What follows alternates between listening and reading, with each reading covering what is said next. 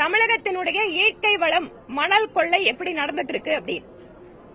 இது ஏதோ ஒரு சில இடங்கள்ல ஒரு சிலர் ரிப்போர்ட் பண்ணாங்க, இல்ல அவங்களோட குற்றச்சாட்டு சொன்னாங்க அப்படிங்கிற மாதிரி இல்ல. அறிவியல் ரீதியாக இதை ஆராய்ந்து தமிழகத்தில் 4700 கோடி ரூபாய் அளவிற்கு தமிழக மக்களுடைய வளம் கொள்ளையடிக்கப்பட்டிருப்பதாக அமலாக்கத்துறை அதிகாரிகள் மாநிலத்தினுடைய டிஜிபிக்கு கடிதம் எழுதியிருக்காங்க. இது தொடர்பாக விவாதிக்க வேண்டும், தமிழக அரசு இதற்கு பதிலளிக்க வேண்டும் என்று நேற்று மாலை கவன ஈர்ப்பு தீர்மானம் கொடுத்தோம். ஆனால் இன்று அதை விவாதத்துக்கு எடுத்துக் கொள்வதற்கு சட்டப்பேரவைத் தலைவர் அனுமதி அளிக்க மறுத்துவிட்டார். இன்று தமிழகத்தில் ஒருபுறம் அரசாங்கம் வருமானத்துக்காக மதுக்கடைகளை நடத்திக் கொண்டிருக்கிறது, இன்னொரு புறம் இந்த மாநிலத்தினுடைய இயற்கை வளமாக இருக்கக்கூடிய மணல், அது வெறுமனே ரிசோர்ஸ் மட்டும் பார்க்க முடியாது. ஏனென்றால் சுற்றுப்புற சூழல், புவி வெப்பமயமாதல், மக்களுடைய நீராதார பிரச்சனைகள், விவசாயம் சார்ந்த பிரச்சனைகள் எல்லாவற்றிற்கும் இந்த மணல் என்பது ஒரு காரணமாக இருக்கிறது. மணல் இருந்தாதான் ஆத்துல நீர் நிற்கும், கீழே கிரவுண்ட் வாட்டர் ரீசார்ஜ் ஆகும்.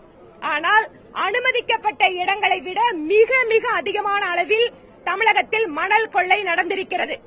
அரசாங்கத்திற்கு சரியாக வருமானம் வராமல் அதில் இடையில் இருப்பவர்கள் கோடிக்கணக்கான ரூபாய் சாப்பிட்டிருக்காங்க. இது பற்றி விவாதிப்பதற்கு தமிழகம் இந்தியாவிலேயே நம்பர் 1 மாநிலம், இந்தியாவுக்கே வழிகாட்டுற மாநிலம் எல்லாம் உள்ள உட்கார்ந்து பேசிட்டு இருக்காங்க. இதை பத்தி ஏன் விவாதிக்க மறுக்கிறார்கள்? இது பற்றி ஏன் தமிழக அரசு விளக்கம் கொடுக்க மறுக்கிறது?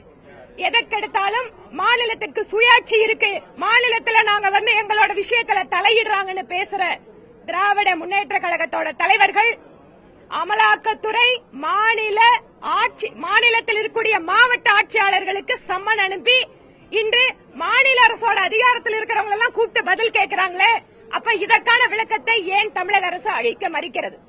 அதனால் மணல் கொள்ளை விஷயத்தில் சம்பந்தப்பட்ட நபர்கள் மீது உடனடியாக நடவடிக்கை எடுக்க வேண்டும். அமலாக்கத்துறை எடுக்கின்ற நடவடிக்கை தொடர்பாக வெள்ளை அறிக்கையை தமிழக அரசு வெளியிட வேண்டும் எனவும் பாரதிய ஜனதா கட்சியின் சார்பில் கேட்டுக்கொள்கிறோம். இன்றைக்கு நீர்வளத்துறை சார்பாக எல்லா சட்டமன்ற உறுப்பினர்களுக்கும் ஒரு அழகான கப்பு கொடுத்திருக்காங்க. ஒரு கப்பு கொடுத்திருக்காங்க, தெரியுதுங்களா? ஒரு காலி கப்பு கொடுத்திருக்காங்க.